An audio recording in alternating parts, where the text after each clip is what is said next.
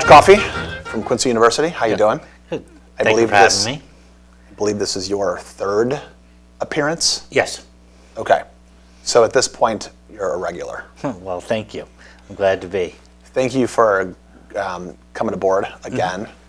Also, I like the fact that you come on some short, you agree to come on in such short notice, too. And that's been kind of a thing where I kind of call you last minute because I'm thinking to myself, I'm watching the markets. Mm-hmm.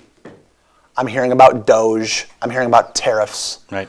I'm kind of a market guy. I like watching gold and bonds trade. Right. I'm watching equities go up and down, and fixed incomes are a mess. And literally, I think to myself, I need Dr. Coffey to come in and help me make some sense of this. Mm-hmm. What is happening in the country right now? There's a new administration, mm-hmm. and there's all of these different moving pieces. Yes. What is happening? Because there's a lot of people that don't know what's happening. What is happening, in my opinion, is Donald Trump is doing what he promised to do. When he ran for president, he said that the United States was still enmeshed in unfair trade practices, and then he was going to impose tariffs to try to have a fair trading with other countries. We mentioned Doge. He said that we are going to take a look at government spending, get rid of wasteful spending. He also said that if elected president, he would get rid of everything woke in the federal government. He is putting his promises into practice. Now, is it being disruptive? Yes, but he did promise to be disruptive.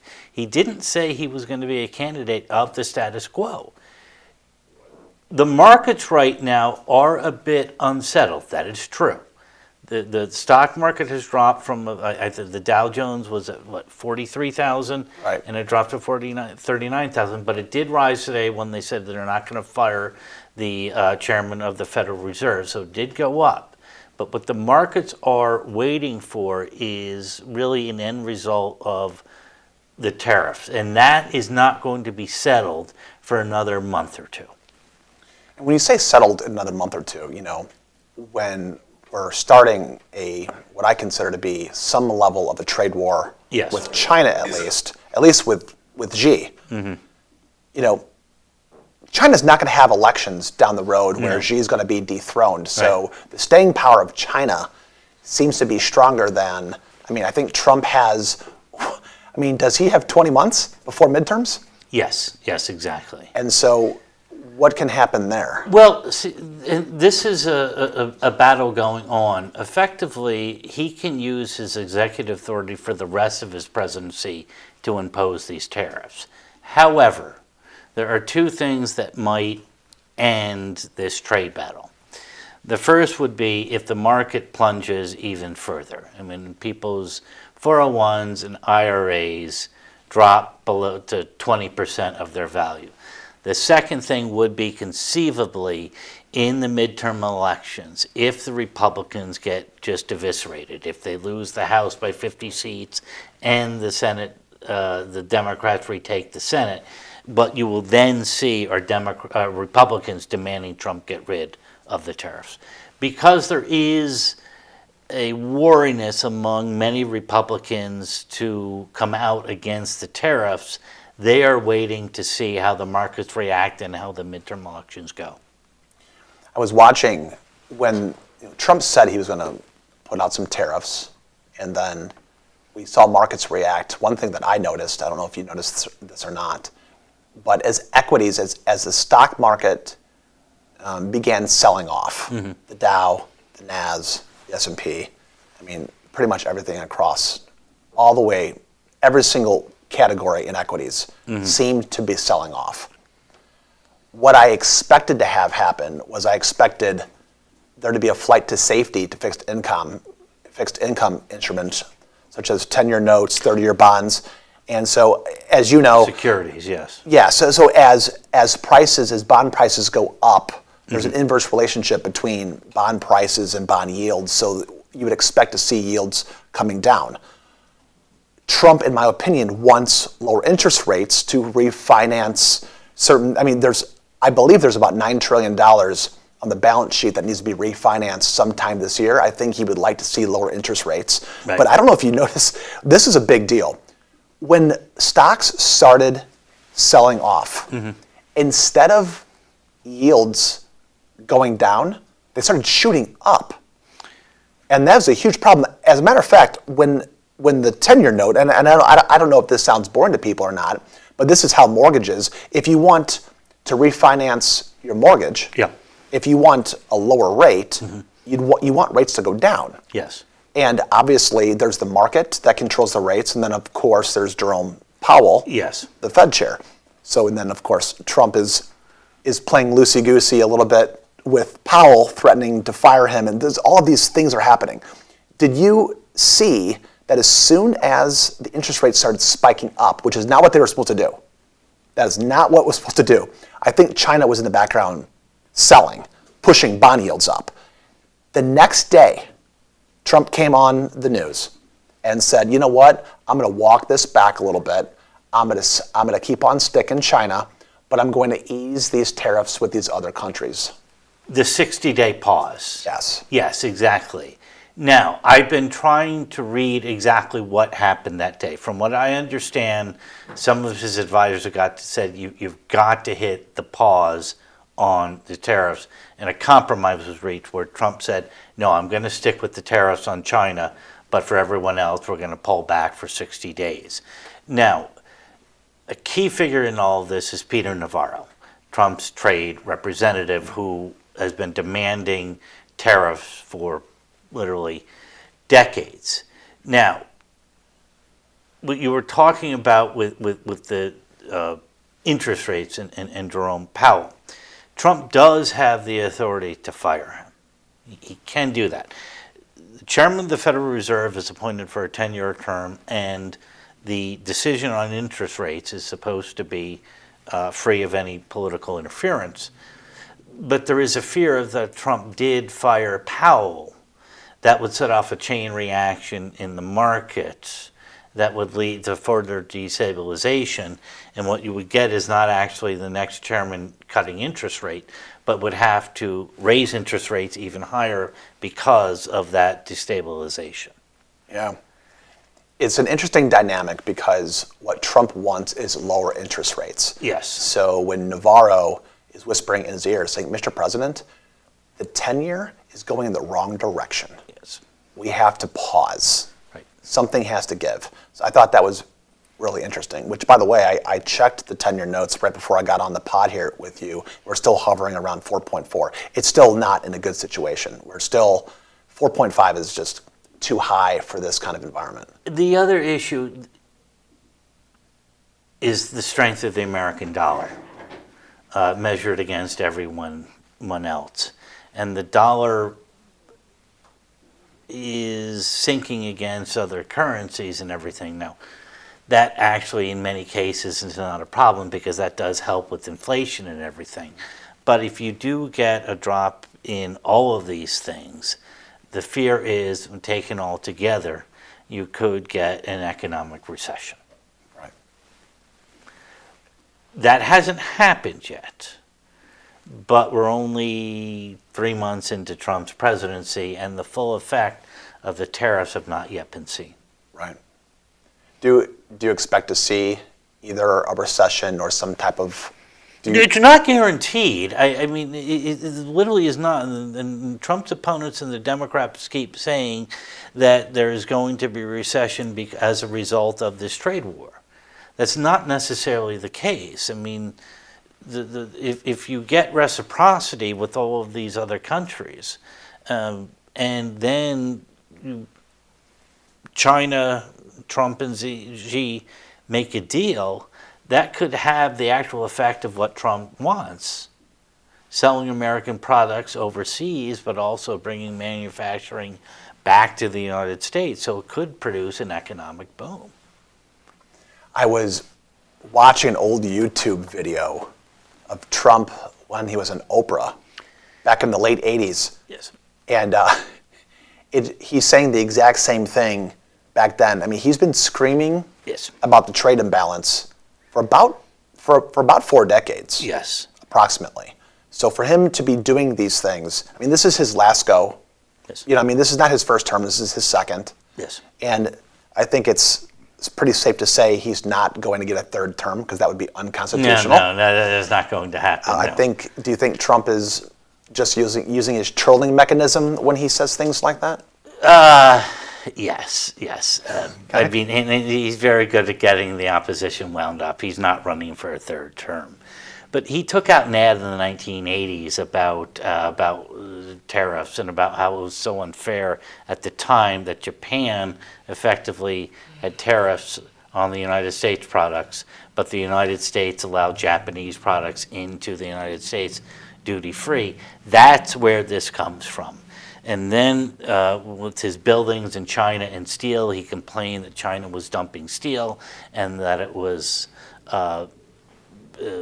more expensive to use American steel in the United States than it was Chinese steel. If you want to understand the root of Trump's issue with tariffs, it gets back to him building buildings in the 1980s in competition with Japan. And 40 years later, he still believes that tariffs are driving away American businesses. It's interesting. So I've always kind of believed in a free market. Mm-hmm. I would prefer there to be no tariffs anywhere, just a completely, like a two-way street, right, where China's not putting tariffs, America's not putting tariffs. But I don't think it works. I don't think the president can call anybody on the phone and say, hey, listen. Which, by the way, can I give you a background theory? Yeah. Somebody asked me, they're like, well, Frank, what would you do? You're not the president of the United States. What would you do? And I literally said this, and I got laughed at. You tell me, and if you laugh at me, that's fine. I said, make an announcement that we need to move towards a global free trade atmosphere. Mm-hmm. America has gotten the short end of the stick in the trade imbalance. America's had a trade imbalance for multiple years. Right. I mean, arguably for a lot longer than 40 years. Even in post-World War II, when we were doing reconstruction and trying to nation build and take care of other countries, America seems to have been getting the raw end all the way back then. But my idea was, why not just say, hey, listen, we want to move to zero tariffs. Right. I will give you 30 days, 60 days. If you don't remove your tariffs, then he could go in this direction of essentially retaliation. I mean, we're retaliating 40 years, 50 years later. Then the other countries are retaliating against our retaliations. Mm-hmm. And now we're in this. Are we in an actual trade war yet? The heart of this matter right now, currently, is in the decision in the 1990s to allow China's to become, I'm searching for the name of the organization, not the World Economic Forum, but they were allowed into Bill Clinton said we're going to effectively allow them to trade. Okay. Do you know what organization? Yeah, I'm just completely blanking.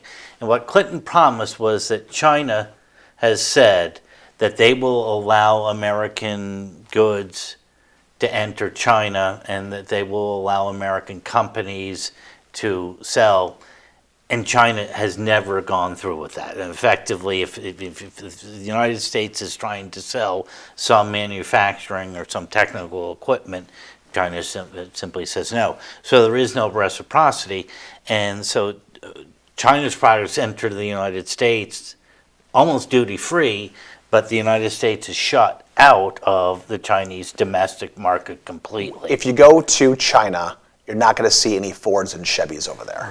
That is, and again, the agreement with China in the 1990s was that China would allow that. Correct. They did not. They reneged on it immediately, and the United States never did anything about it. Yes. Now, with the EU, if you look at the EU, they have a tariff-free continent. That's part of the reason why Britain voted to leave with Brexit, because there were so many people people in Britain were saying, well, we're getting the short end of the stick here because what the EU is doing is financing other countries. We're producing, but we're not getting anything in return. It's not the WTO, is it? No, not the. Boy, I'll have to look it up and get it. It might have been. It was. That was part of it in the 1990s. Yes, a duty-free world would, if you get rid of all of these tariffs, work for everyone. But as you point out, is President Xi in China ever going to agree to that? I don't.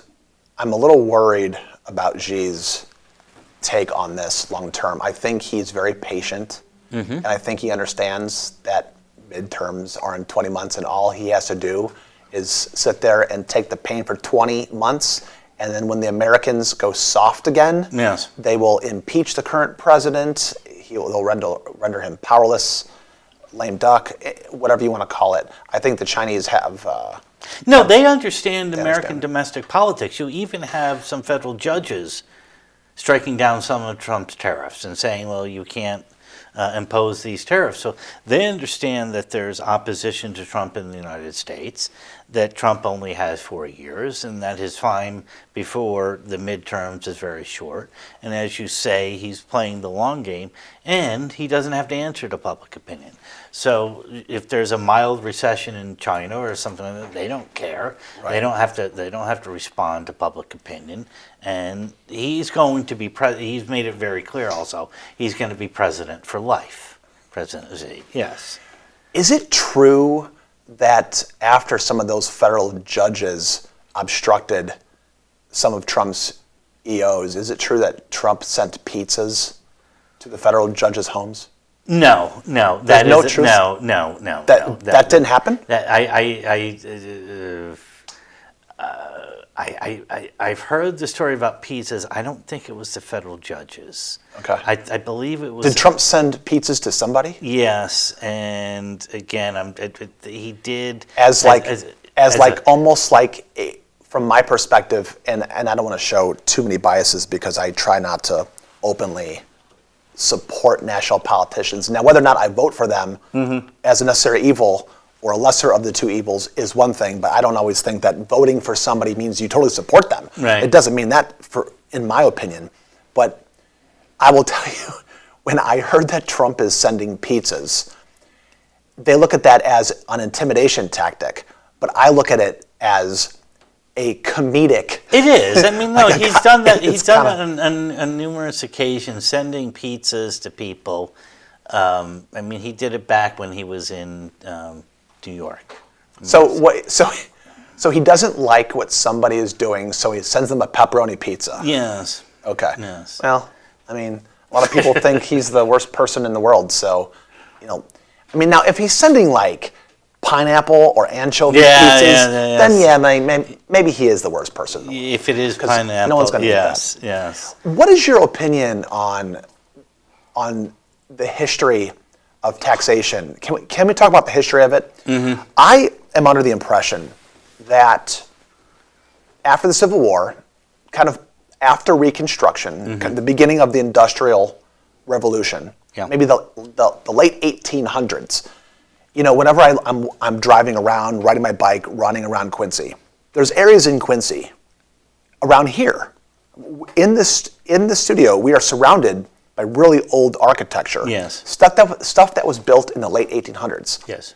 And Quincy really came alive. Yes. In the late 1800s. Yep. Pretty much from 1860, 1870 to, I don't know, maybe there's a solid 30, 40 years where Quincy just really thrived. I would say between 1880 and maybe up until World War I, really. World War I. Yes. Yeah. Just massive expansion.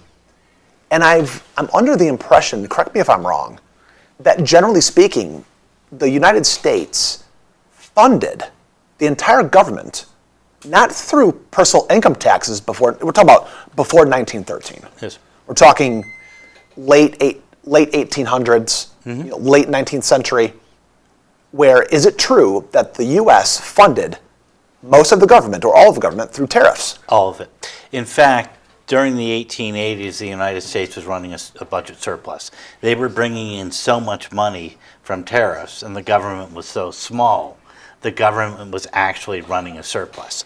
The Supreme Court had declared in the late 19th century personal income tax unconstitutional. That's why you needed the 16th Amendment for a federal income tax, which didn't go in effect until 1913, and then only 1% for a very small group of people.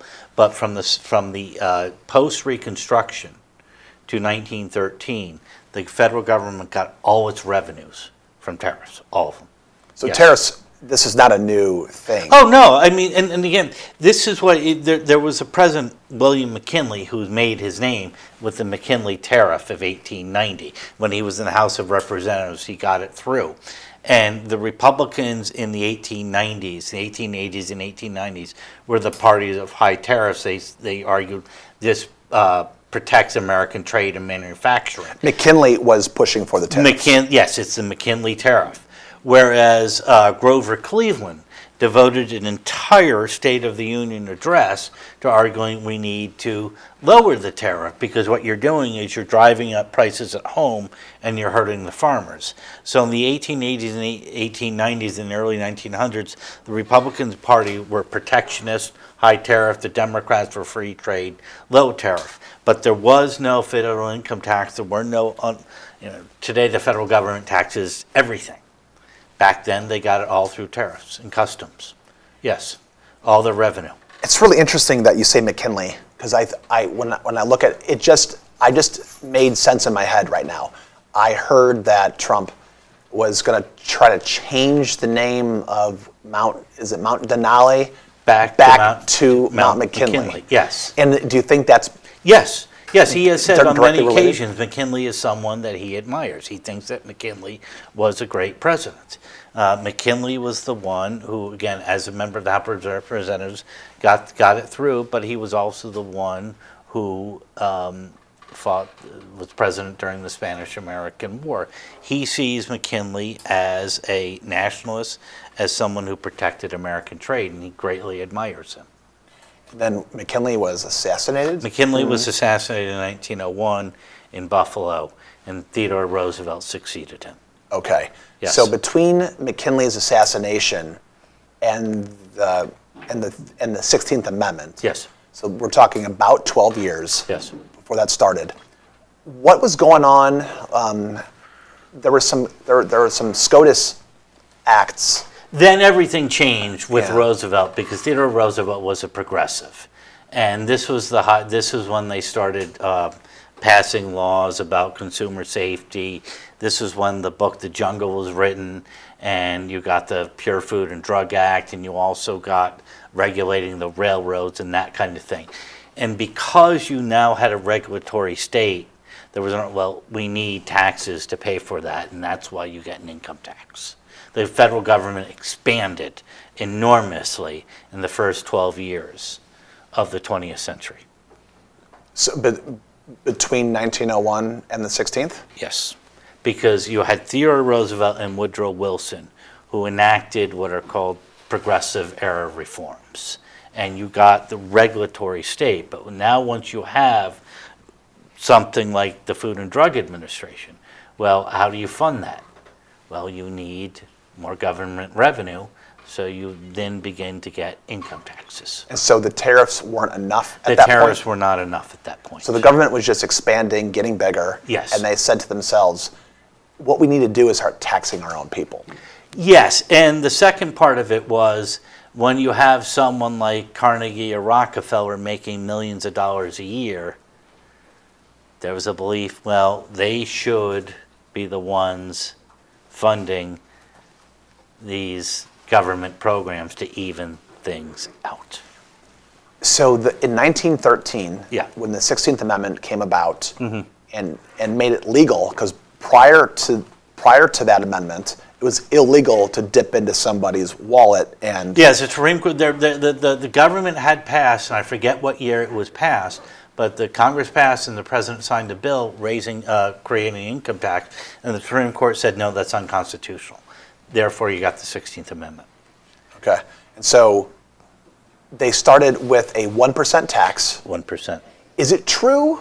I've seen charts where it shows where the top marginal tax rate was, even like during after World War II.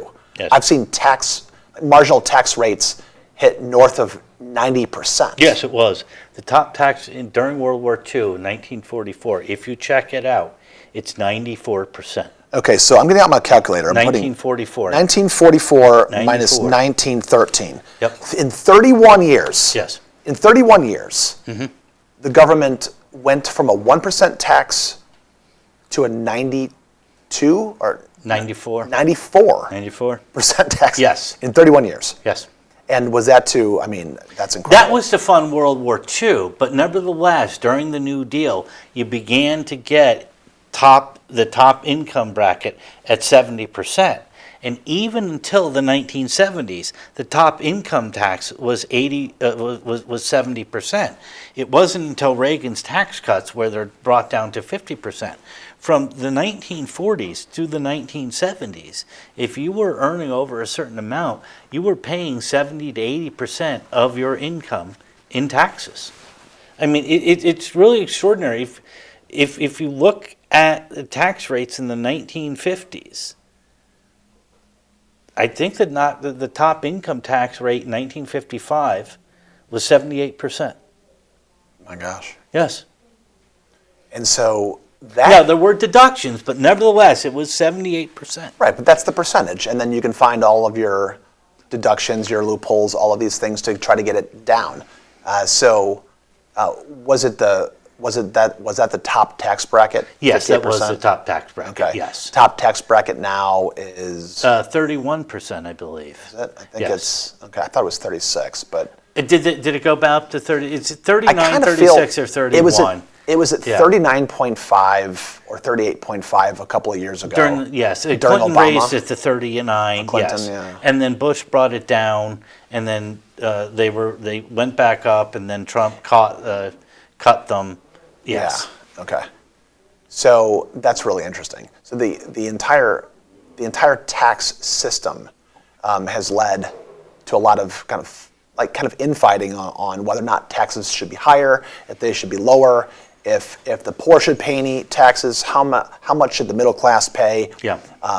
Should the millionaires pay anything? Right. And then we have got a new class over the past couple, maybe decade or two called the billionaire class. Mm-hmm.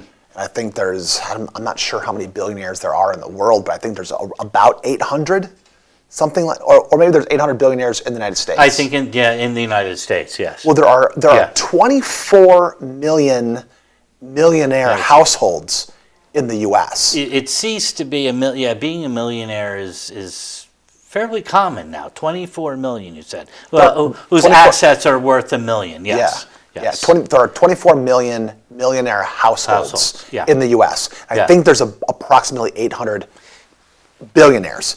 Now, you know what I heard? This is kind of interesting. I heard there are 4 or 5 billionaires in Quincy. Wait, in Quincy? Yeah. Billionaires. That's what I heard. The top tax rate, yes, is 37%. Yeah. 37. 37, yeah. Okay. Yep. Yeah, don't you love that? Just grab the phone and ask the robot. Yes. Yep. The network of robots just give you the answer immediately. Yes. Isn't that amazing? I tell my students all the time, look it up. Yes. Use your phones for a worthwhile purpose. Look something. Do you let them do that in class? What I do is that the phones are down, but there are a lot of times where I'll be like, "Hey, what's the top income tax bracket now?" Take out your phones and Google it. Yes. Yeah, because that's really nice of you. You let them do that? Yes. So you know what I did? This is a little off topic. Yeah, go ahead. If I have an hour and a half class, I tell the class, all right, phones are down for 15 minutes. At 15 minutes, I'm giving you a 2-minute break. You can walk. Students, they cannot go over an hour without their phones. So I pause every 10 to 15 minutes and say, all right, take out your phones. And yeah. Wow, just so they get the But dopamine it has really helped them. They know exactly, all right, we have 10 minutes, they'll pay attention, but they won't spend the entire time, looking down, looking at their phones. Okay, so even in the middle of class, what happens if you see somebody pick it up? Do you say anything? Yes. You do? I Good for you. oftentimes just stop, and when I stare at them, they know exactly. They're looking down and they hear the professor stop talking, so like, oh crap, it's me, and they look up. And I give them a look, yes. Good for you. I also was explaining to them, I did my class under Brinks, because I did get a little mad at them. I can get upset with the classes if I think they're not paying attention or if they're looking on their phones. So I did make it up to the one class that I got a little upset about, because it is so distracting when you're talking and they're doing that. Yeah. But I do say, everyone take out your phones, look up what was the 16th Amendment, and then they'll look it up. It's really helped them learn. I use that function all the time. I'm always asking the robots for information. I do it all the time. So I've got 3 kids, 10, 8, and 5, and I explain to them, because I'm on my phone a lot. My wife and I, we're on our phones a lot. As a matter of fact, and I'm not trying to like take jabs at my wife. I'm mostly like mad at myself for not being able to stay off my phone as much as possible. But our 3 kids, they're always looking at their parents, staring at the phones. And I think that wires the children a certain way. So by the time they get to your class, I mean, their parents are staring at the phones, then they're teenagers, they're staring at the phones. It's a way of life. I mean, they don't know anything different. I know, but I think that's a really weird thing, especially when eventually I feel like the phones are kind of a like cyborg kinetic entree into actually, I mean, right now we're holding on to them. Yes. But I think someday there'll be like there'll be transmitters and things in our minds, and like Neuralink, for example, because we're going to start talking about Elon here in a second. So like Elon Musk's Neuralink, being able to make things happen, pull information from the internet into your brain and pull things out. So this is, like I said, entree into being a cyborg. You know, are you a Star Trek fan? I like Star Trek. I don't like Star Trek as much as Star Wars, but I like Star Trek. Yeah. You know, they had Picard had remember the communicator. Yeah. Our phones are actually more advanced, really, than their Absolutely. communicators. Totally. You know, I mean, they really are. I mean, it's amazing our technology. I mean, effectively, the Star Trek, the communicators, they're 300 years in the future. Our phones are. Their communicators just much more advanced. Absolutely. As a matter of fact, it's very popular to say that the iPhone or the Android that you're holding in your hand has more power than all of the Apollo missions combined. It's a pretty popular thing to say. Okay, yeah.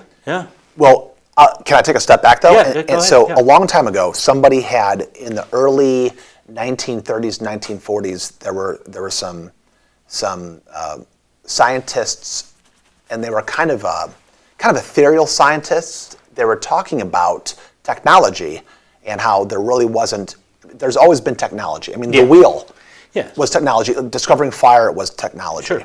But there was this group of scientists who were saying, they were prophesying that someday you will be able to stand downtown Chicago and you will be able to take a thought from your mind, come through your fingers, and shoot it at the speed of light into somebody standing in Tokyo. At the speed of light, okay? So here's what that is. That has happened. Yeah, that is, yes. Because if you're standing in downtown Chicago and I'm in Tokyo, and you want to take your information from your brain, move it into your fingertips, type on this computer, and send it to me at the speed of light, I will get it at the speed of light, standing in Tokyo. So we're there.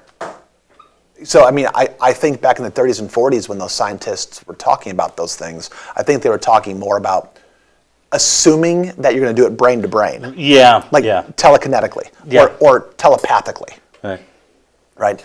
Can we talk about, since we're talking about Elon's Neuralink, Elon Musk has had a lot of power, got even more power. I don't know if it's a good thing or a bad thing. Let's assume that I liked Elon Musk, but I thought that maybe he could be a false prophet. Yeah. It is possible. Yes. Isn't it possible? Yeah. Now, did you see that he apparently is going to step back from Doge? Well, yeah, because Tesla share prices are cratering 25%. Yes, so he might, and I always thought that was likely. I mean, he is not someone who's going to stay in Washington, D.C. I do think he enjoyed being part of that inner circle. And look, it's just extremely heady. I mean, it's a rush. All of a sudden, you're in the Oval Office, you're in Air Force One, you're making decisions, but Elon was never going to be there for the long term. He's going to concentrate now on Tesla, Starlink, and those other things, and he will be stepping back. But I think there could be something to the fact that Elon kept telling Trump, you got to get rid of these tariffs are bad, and Trump was siding with Navarro over, and the Treasury Secretary and Elon were also getting in conflict, and I don't think that Elon has the temperament to stay in Washington, D.C. Yeah, so to your point, it's either Elon is going to step back and make that announcement to calm the shareholders, Yeah. or he's getting into it with the secretary, like Scott Bessent or Lutnick. You know, who's Lutnick? Is he the Commerce Secretary? Yeah. Mm-hmm. And then you've got all of these like tribes within the Trump administration, and they're mostly like-minded. Mostly, but when the SHIT hits the fan, it kind of is hitting the fan a little bit, as Trump is this disruptor. Then is it possible that Trump turns to Elon and says, "Hey, listen, I love having you here.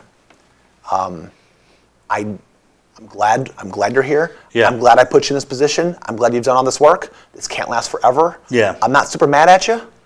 But stop telling me to pull the tariffs because I've been talking about this for 40 years and now you're getting Yes, my way." yeah, and Elon is not a Washington, D.C. political player. They all know how to play the game, how to leak things and go behind someone's back. He's just not into all of that. I don't think that he has, it's not really the wherewithal, but really the even... that he would want to engage in those kinds of things. And also, look, we do live in a world where Teslas are being smashed. I mean, Trump's opponents and Elon's opponents are trashing Teslas. I mean, so a friend of mine made the joke that Democrats are writing Nazi symbols on other Democrats' electric vehicles. You know, isn't that the ironic thing? I mean, Teslas were or are the most energy efficient cars, and if you want to go to a green economy, you drive a Tesla. I mean, it was almost like a virtual signaling. Well, Look, I mean, I own a Tesla. yeah. I'm not using any gas. Well, I mean, how many people in California that are driving Teslas and are doing it because they're trying to save the environment? They believe climate change is real. Yes. They believe that EVs is the next level of sustainable energy. And they go and they buy those electric cars, they buy those Teslas, maybe for political purposes or maybe because they truly believe those things. Yeah. And then they've got other, and I'm not trying to pick on Democrats, I'm saying like how many of those people are Democrats? In California, there are, and by the way, I'm not trying to pit Republicans against Democrats. I'm just saying, like, I know there's Republicans that own some Teslas too. Right. But what I'm saying is, if you've got people who are buying Teslas because they're let's say they're woke, and they get other woke people writing Nazi symbols or genitalia on the side of the Cybertrucks. Yeah.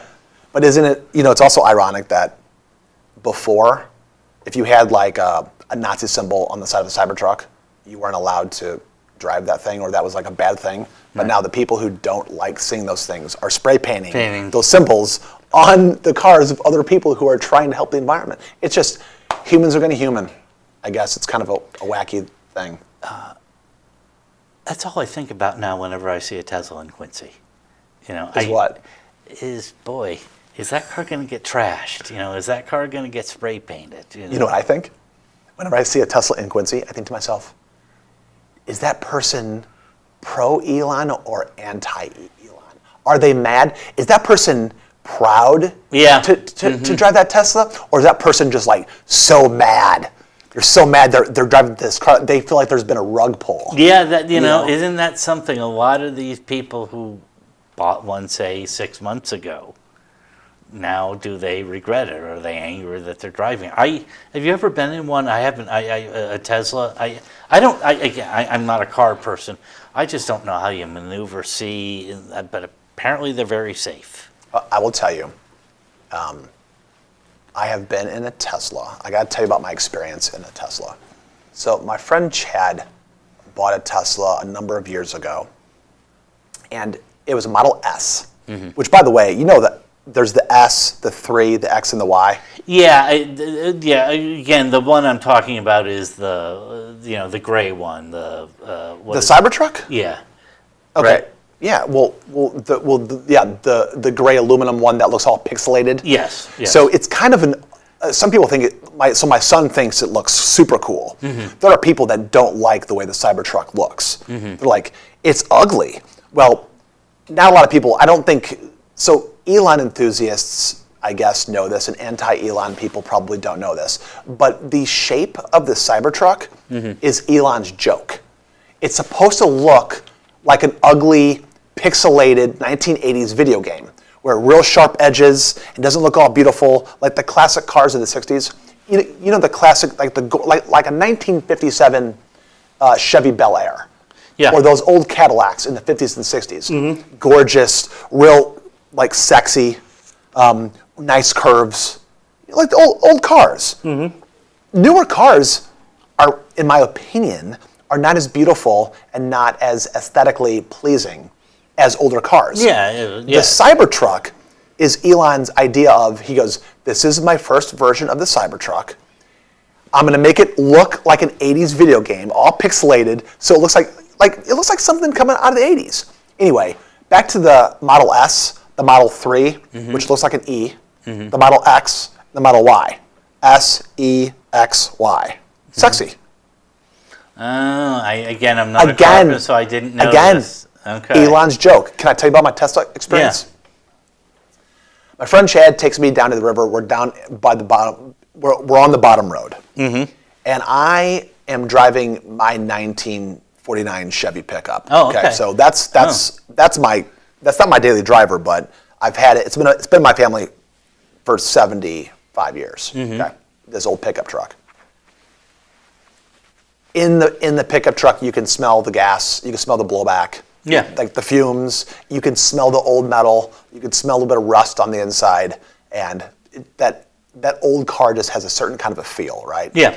It's an internal combustion engine. I get out of that truck. I go and sit inside my friend Chad's Tesla. He goes, here's what I want you to do. I want you to floor it, okay? But hold on a second. He starts taking his finger and he starts touching the big, huge flat screen. It looks like a monster iPad put on its side and put on the dash. It's a huge flat screen, okay? Right.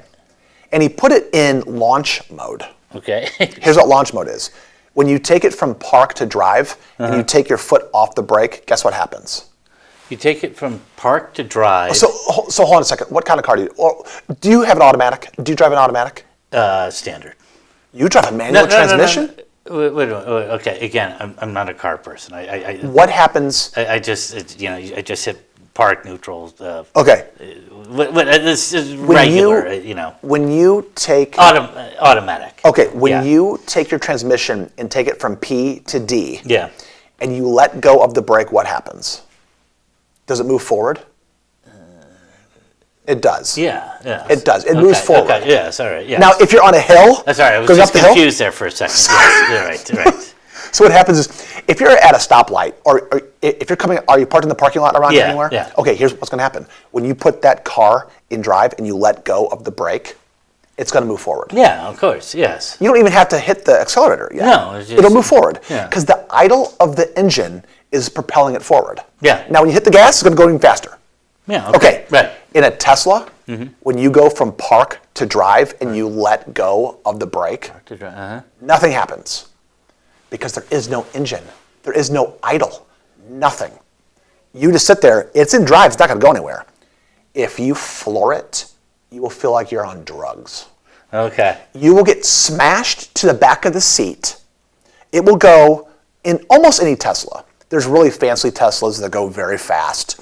The Cybertruck, the Model S, the Model X, the Y, the 3, all of them are very fast. I'm learning a lot. Okay. When you slam on the accelerator, so when you hit the gas, Yes, yeah. there's no gas. But if you hit the gas, you hit the accelerator, pedal, you are going to get thrown back. You will experience G's. You are going to get thrown back. You are going to feel like, I like to joke and make it, I don't know what it feels like to be on drugs, doctor, but if I had to guess, this is what it feels like. It is an unbelievable experience. You don't hear an engine. You can hear baby rocks get spit from the tires as you're getting launched forward. So you know what happened? I got to 110 miles an hour like this. You were down by the... I was down by the bottom roads. Okay. Okay. I'm really glad I can't get busted for this. Maybe this pod won't air and I'll be safe. But my friend goes, when I tell you to let go, to take your foot off the accelerator, I want you to do it. But don't freak out. He said, you're going to freak out. I'm like, no, I'll be cool. He said, no, you're going to freak out. This is what happened. I slammed my foot on the accelerator. I got thrown back in the seat. I'm like, knuckles white. I hit 110 miles an hour. He goes, slow down, stop. It goes, the Teslas are so unbelievable. They are works of art. When you get back in your normal car, the car that feels stupid. Like the Teslas are smart, unbelievable machines. They're artificial intelligence. Mm-hmm. They're the beginning of AI. They're all connecting. All the cars are feeding the central brain. All the updates, everything that's happening. Do you know about the self-driving stuff? Yes, yeah. It's unbelievable. Yeah. It's unbelievable. There's something called FSD, which is full service driving. Mm-hmm. And the Tesla, if right now, if I had a Tesla, which I don't, which I secretly want one, right. My goal is to get one. If you and I are going to go, let's say you want to go to Kelly's and get some Kelly's cheese soup. Mm-hmm. I can go to my phone and I can hit summon. And the car will act like friggin' Knight Rider. And the car will come and pick you up. It will come out of the parking lot and meet you there. And the doors can open, you slide in there, and you tell the car, we're going to Kelly's. The car will take you all the way to Kelly's, no problem. I don't have to drive it, you don't have to drive it, nothing. Today, we could do this if we wanted to. Anyway, that's my experience in the Tesla. Unbelievable. So Elon's doing something right. Is it okay that people are getting freaked out about Doge? Is it okay that people are freaking out about cutting all the programs? I mean, I think what you have here is an issue where the Trump administration has found an extraordinary amount of waste. You can find that. They're also spending, the Biden administration was spending on things that the Trump administration claims were woke or left-wing or, in their opinion, crazy. Do you then throw out U.S. aid or do you get rid of Head Start because the Biden administration was spending on left-wing things? That's the issue. Do you try to reform the programs or say, do you get rid of them? In Elon's opinion, he would prefer to junk a lot of these programs. Some people in the administration are saying, let's go a little slower, let's just cut the waste and the abuse. So when you have something like Head Start, they identify the Trump people, things that they claim are waste, but the answer has been, let's get rid of them. Now, there are things like NPR or PBS that conservatives say the government shouldn't be funding. You don't get funded by the government. The government does, however, fund NPR. Should the government be funding NPR? That's a legitimate question, and Doge is looking into that. Is there such a thing as federal programs, once they're created, they stay the same size or get smaller? There's an old joke about the things that never die. One of them is a government program. Once a government program is created, once a government job is created, once a cabinet agency is created, it's literally impossible to get rid of them. There's almost never a time when government programs or government agencies actually get reduced. The Trump administration, as I said, Donald Trump said, I'm going to come in and I'm going to shake the system up. I'm going to do all of this. He didn't say he was going to maintain the status quo, that they were going to look in and say, we're not just doing it to cut the deficit. We are identifying things that the government should not be funding whatsoever. Are people getting what they voted for?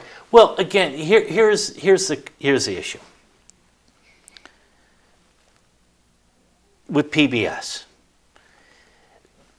a lot of conservative Republicans argue there are news programs on PBS that are just liberal, left-wing, and the government shouldn't be funding those.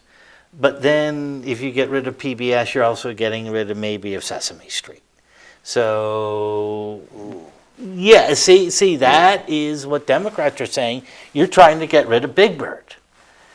Whereas Republicans are saying, no, we're just trying to get rid of something the government shouldn't be funding in terms of the news. The government shouldn't be funding Big Bird, right? Is that what they're saying? Not particularly. See, they're trying to say the news programs. PBS has the PBS NewsHour. NPR has All Things Considered. Conservatives are saying, look, you want to have All Things Considered, do it on your own dime. Don't make taxpayers fund it. But there's a bill going now through Congress in which theoretically PBS could get defunded entirely. So will Big Bird stay? That's when you ask me the question about, was Doge doing the right thing? What are the consequences of following through with all of the cuts that Elon wants? I had someone ask me, a family member, I'm not going to say who, but he asked me, do I have to go to the Social Security office and prove who I am to get my Social Security check because I'm worried about Elon saying you have to prove who you are? What Elon is saying is no, we're just identifying all these millions of people who are getting Social Security benefits who shouldn't be getting them. We're identifying fraud. Oh, by the way, can I just bring something up I'm terrified of? What? This is my fault. I have not gotten a real ID. Oh, okay. Oh. Have you seen the lines in Illinois of people trying to get? You No, haven't? no. You can't actually get an appointment at Adams County DMV right now because Can't? it's going into May. You should look into this. You should really look at May 7th is the deadline for a real ID. I don't have mine yet. Wait, May 7th is the deadline? May 7th Oh. is the deadline to travel. I've had mine for a long time, so. I haven't gotten mine. I'm stupid. It really is. You don't have this little star No. on your ID? No. Here, I have been so lazy. I grew up in New York. Oh, man, yeah. So all I you need. I can't travel starting May 7th. I Wait, applied to hold New on, York hold for on. my birth certificate. Your passport passes Well, see, for I real don't ID. have a passport. I haven't gotten it renewed. Yeah, this is my fault. My Oh, no. laziness, my literally, I've known about this for 15 years. So I applied. You need your birth certificate to get the real ID. Oh. I applied the state of New York, and they said, okay. They don't believe that you were born? I got a message. We have accepted your application. We are so swamped. Don't expect this thing. Oh. I'm in trouble. You can't travel even domestically. They won't even let you get on an airplane This without is the a real serious ID. issue. Right or no? Here, I'm going to Google you a photo right now. I'm going to show you a photo right now that I saw yesterday. The nearest I can go is 2 hours away and make an appointment in Springfield for a DMV application to get the real ID. Okay. Because So there are hundreds of thousands of people who are all waiting till last minute. yes. I didn't think about it. Here. My parents asked me a while back. Let's see this. Line stretches for blocks Yes. at Chicago's Real ID Supercenter. What to know before you good. Yes. Before you go. Again, this is my fault. Interesting. This I've is had like, 15 years to do this. I waited to the last moment, and now if I need to fly anywhere, I won't be able to. Do you think the Real ID, is this just a very innocent kind of thing that the government is requesting because, hey, we're trying to beef up our records and this is what we want? Or is this, do people look at this as a big intrusion into their privacy? This was put in after 9/11 for absolutely legitimate purposes. Okay. I mean, literally, the federal government was looking at states and saying, hey, look, this person can walk into your DMV and say, I'm Justin Coffey, give me a driver's license. Here's a piece of paper of me signing my name as Justin Coffey. They were saying there was too much fraud, which would let terrorists get an ID and let them fly, or people who were not on the no-fly list might be able to circumvent it by getting someone else's ID. Okay. This was a legitimate reason Okay. that this law was passed. It was passed at least 15 years ago. They kept putting it off. The Biden administration said May 7, 2025. The Trump administration has stuck with that. I can't blame the federal government for my laziness because you have your Real ID. I should have gotten my Real ID years ago. I got mine a long it's time ago. April 23rd right now. And if I don't get this birth certificate, I'm not traveling anytime soon. Dr. Coffey, you need to get your paperwork together, buddy. And everyone who's listening to this, know that if you need to go to the motor vehicle, you need to make an appointment. You can't walk Wait in. a second. What happens if you want to take a train to Chicago? They're not even going to let you on the Amtrak. Amtrak is a federal. Yeah, You it's can't, publicly funded. No. You don't need, however, an ID to board Amtrak. Remember. Oh, you don't? No. You need a ticket. You just need a ticket. You don't need Okay, a okay. plane. Okay. However, if you want to go into a federal building starting February 7th, you need May 7th, you need a Real ID. So if, Okay. let's say, literally you are going to Chicago to the Dirksen building, you can't get in there unless you can get in starting May 7th. I can't because I don't have the star. This is a serious issue. And I am very mad at myself for being so lazy. There's no I other feel way like of you're a putting it. pretty responsible person. Yeah, and you know something? I feel Not with like- this. No. Don't be so hard on yourself. Hey, listen. Next time you come on, you'll have your Real ID. I bet you do. I'm hoping. So I'd like to have you on again in a few months to talk about some more developments that are coming up, but it's going to be a surprise, but I want to get your take on it. I really appreciate that this is your third time. I'm always available anytime. Just I know, but you're so nice, and you kind of cater to my last minute things. I know there's things going on in the news where I'm looking, forgive me, I don't really book too far out all the time because Right. people don't know their schedules. Like, for example, I've got May booked because we do Frankie Say, and then every other week we do Frankie and the Clits, which is a whole different can of worms altogether. But I try not to book out too far. But 3 out of 3 times when I'm like, hey, Dr. Coffey, can you come on the pod? You jump and you do it. So thank you so much. Yeah. I really value all of your insight. Yeah. Thank you. Thank you. I love doing this. All This is right. great. See you later.